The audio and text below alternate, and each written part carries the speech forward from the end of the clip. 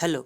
आज हम बात करेंगे लक्षद्वीप के बारे में कि अभी जो क्राइसिस चल रहा है लक्षद्वीप में, कि वहाँ का जो पॉलिटिकल पार्टी है जो कि एक्टिव है लक्षद्वीप में, वो पूरी तरीक़े से वहाँ की एडमिनिस्ट्रेशन ने एक न्यू रूल जो इम्प्लीमेंट करने की कोशिश की है, मतलब ड्राफ्ट किया है, अभी तक वो इम्प्लीमेंट नहीं हुआ है। तो उसके खिलाफ़ में वहाँ के पॉलिटिकल पार्टी है और कुछ लोग भी हैं। तो इस वीडियो में हम जानेंगे कि आखिर में लक्षद्वीप में हो क्या रहा है। तो चलिए इस वीडियो की स्टार्ट करते हैं राजकमल के साथ। तो देखिए, सबसे पहले ये इंडिया का मैप है और इंडिया के मेनलैंड से मेनलैंड से कुछ दूरी पर ये एक छोटा सा आइलैंड मिलता है, आर्कीपेलगो। इसमें बहुत सारा 36 आइलैंड्स है। तो ये जो लक्षद्वीप इसे कहा जाता है, तो लक्षद्वीप में 36 आइलैंड्स है, जाके जैसा कि मैंने आपको बताया। और वो एक स्टेट नहीं है बल्कि वो एक यूनियन टेरिटरी है, जिससे कि डायरेक्ट दिल्ली से कंट्रोल किया जाता है। डायरेक्ट गवर्नमेंट ऑफ इंडिया उसे कंट्रोल करती है, वहाँ पर अपना एडमिनिस्ट्रेटर नियुक्त करके, मीन्स उपराज्यपाल उसे इक्विवेलेंट आप बोल सकते हैं कि वो होता है। उसके द्वारा गवर्नमेंट ऑफ इंडिया डायरेक्ट वहाँ पर कंट्रोल करती है। वहाँ पर कोई असेंबली इलेक्शन नहीं होता। और वो जो अपने देश में जितना भी यूनियन टेरिटरीज है, मे बी 8 है, उसमें से एक ये है। और देखिए, और आपको पता ही है कि यूनियन टेरिटरीज जितना है उसमें से 2 ही यूनियन टेरिटरीज में इलेक्शंस होता है, एक पुडुचेरी में और एक दिल्ली में। तो लक्षद्वीप वाले क्राइसिस के बारे में हम बात करते हैं। देखिए, लक्षद्वीप के बारे में मैंने आपको बताया है कि वहाँ पर 35 आइलैंड्स है। तो ये वहाँ का मेन आइलैंड है। और ये जो आइलैंड है लक्षद्वीप का, ये सबसे क्लोज अगर कोई मेनलैंड इंडिया से किसी स्टेट से कनेक्ट है तो है केरला। तो चलिए, एक मनी कंट्रोल में एक यहाँ पर एक मतलब कि ये किया गया था, आर्टिकल पब्लिश हुआ था कि what's happening in Lakshadweep and why it matters. तो चलिए इसे हम इलेबोरेटली समझते हैं। तो देखिए, यहाँ पर मेन फोकस 2 चीज़ों पर है, उसी को लेकर के वहाँ के लोग इशू किए हैं, वहाँ की पॉलिटिकल पार्टीज इशू किए हैं गवर्नमेंट ऑफ इंडिया के खिलाफ, वहाँ के खासकर एडमिनिस्ट्रेटर के खिलाफ।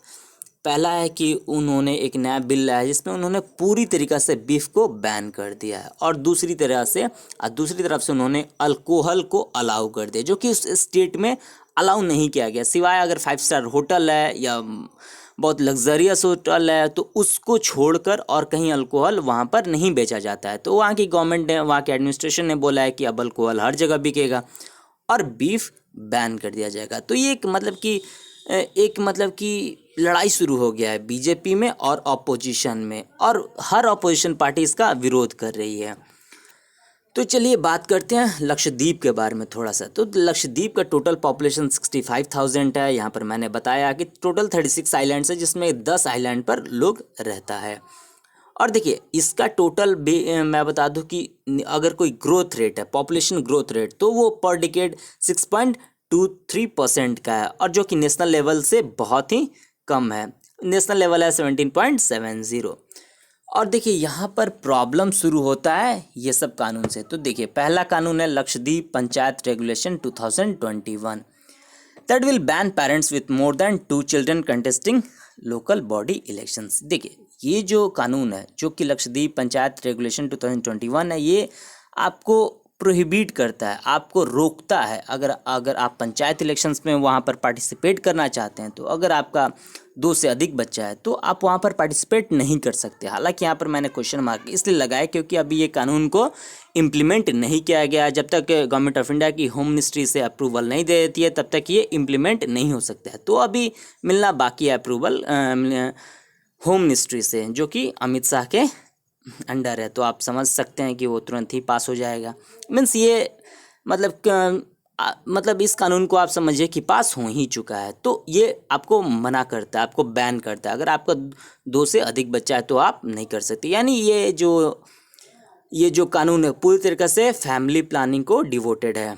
फिर से दूसरा आता है लक्षद्वीप डेवलपमेंट अथॉरिटी, यहाँ पर बनाए गए। आप थोड़ा सा कॉमन सेंस लगाइए, एक आइलैंड है जिसका टोटल एरिया 36 स्क्वायर किलोमीटर है, जिसमें से टोटल 36 आइलैंड्स भी है।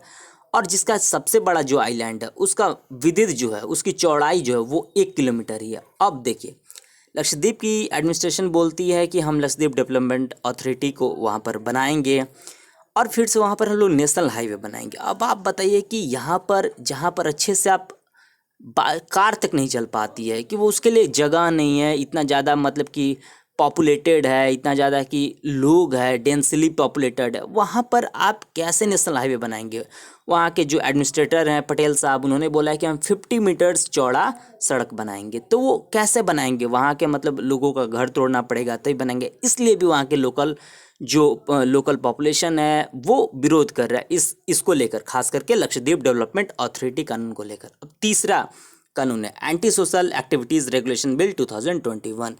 इसे गुंडाज एक्ट भी कहा जा रहा है। ये आप सोशल मीडिया पर देख रहे होंगे, गुंडा एक्ट के नाम से पॉपुलर हुआ है ये जो anti social activities regulation bill है। तो देखिए इसमें है कि स्टेट किसी को भी डिटेन कर सकती है, किसी को भी गिरफ्तार कर सकती है, बिना पब्लिक को बताए हुए 1 साल तक उसको अपने कैद में रख सकती है।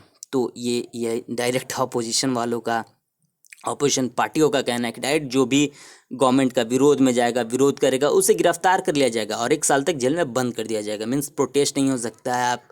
आप राज्य में कर क्या रहे हैं ये आप पूरी तरीक़ा से आप कॉन्स्टिट्यूशनली पूरी तरीक़े से आदमी को ख़त्म कर रहे हैं। आप पूरी तरीक़ा से आप एक नियम कानून बना दे रहे हैं, बोल दे रहे हैं कि आप ये नहीं करिएगा, आप वो नहीं करिएगा, आप मेरा विरोध नहीं करिएगा, मैं जो बोलूँ वहीं आप मानिए। तो ऐसे आप उसकी राइट को छीन रहे हैं एक कानून बनाकर। ऐसा भी अपोजिशन पार्टीज़ का कहना है और आप भी कॉमन सेंस लगा सकते हैं।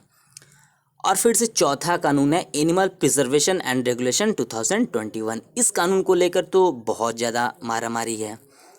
ये कानून कहता है कि एंटी काउ स्लॉटरिंग पर ये पूरी तरीक़ा से बैन लगाता है। मीन्स गौ हत्या पर आप कोई भी गाय को नहीं काट सकते हैं, बैल को नहीं काट सकते हैं, बछड़ा को नहीं काट सकते हैं। आप जैसा कि बीजेपी रूलिंग स्टेट्स में ये नियम कानून लगा है, वहाँ पर बिल्कुल आप गाय को नहीं काट सकते हैं। अब वहाँ पर बीफ बैन हो जाएगा। हालांकि ये देखिए इसलिए इतना पॉपुलर हुआ है ये जो कानून है, इसलिए इतना हुआ है क्योंकि देखिए लक्षद्वीप के पॉपुलेशन का पूरा 95% जो पॉपुलेशन है वो मुस्लिम फेथ को बिलोंग करता है।